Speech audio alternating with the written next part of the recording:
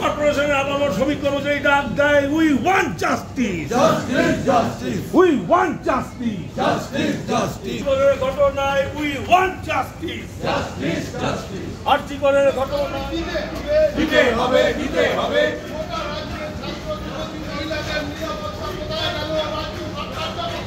জবাব চাই, জবাব দাও।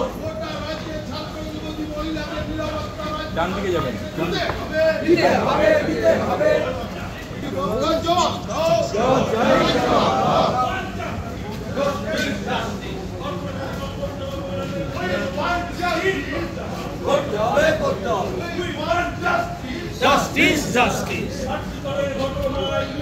একটি মেয়ে পিজি ইন্টার সরকারি পরিষেবা দিতে গিয়ে সরকারি নিরাপত্তার ঘেরাটোপে থেকে যদি তাকে ধর্ষণ হতে হয়, তাকে খুন হতে হয়, সেইটা তো সর্বস্তরের শ্রমিক কর্মচারীর মধ্যে তার প্রতিক্রিয়া তৈরি হচ্ছে।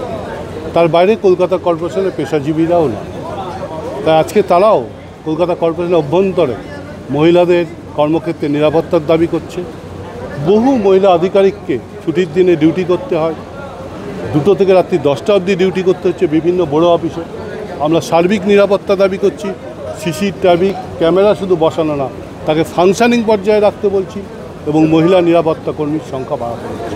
আজকে আমরা এই বিষয়ে চিঠি দিয়েছি এবং রাস্তায় নেমে চিকিৎসকদের যে আন্দোলন, সেই আন্দোলনের পাশে একজন পেশাজীবী হিসাবে আমরা যে তাদের সাথে আছি, এই বার্তা নিয়ে আজকে কর্পোরেশনের অভ্যন্তরে আমরা এই আওয়াজ করি। পুরসভাতে এর আগেও যে ঘটনা ঘটেছে নাগরিক পরিষেবা দিতে গিয়ে পুরসভার অভ্যন্তরে নয়, পুরসভার বাইরে ওয়ার্ডে কোনো বিল্ডিং ভাঙতে গিয়ে মহিলা আধিকারিক আক্রান্ত হইলেন, আমরা প্রতিবাদ করেছিলাম।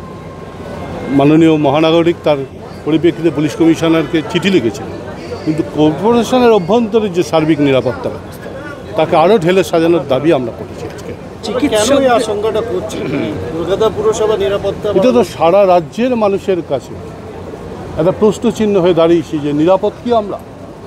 সরকারি নিরাপত্তার ঘেরাটোপে দাঁড়িয়ে সরকারি হাসপাতালের সর্বত্র থানা রয়েছে, সেইখানে দাঁড়িয়ে যদি একজন মহিলা আধিকারিককে, মহিলা পিজি ইন্টার্নকে এইভাবে ধর্ষিত হতে হয়, খুন হতে হয়, তাহলে সবাই তো নিরাপত্তাহীনতায় ভুগবে, এটাই স্বাভাবিক। প্রশাসনের দৃষ্টি আকর্ষণ করছি এ বিষয়ে আমরা। চিকিৎসকদের পাশে তাহলে নিশ্চিতভাবে আর পেশাজীবী হিসাবে আমরা সব সময় রয়েছি।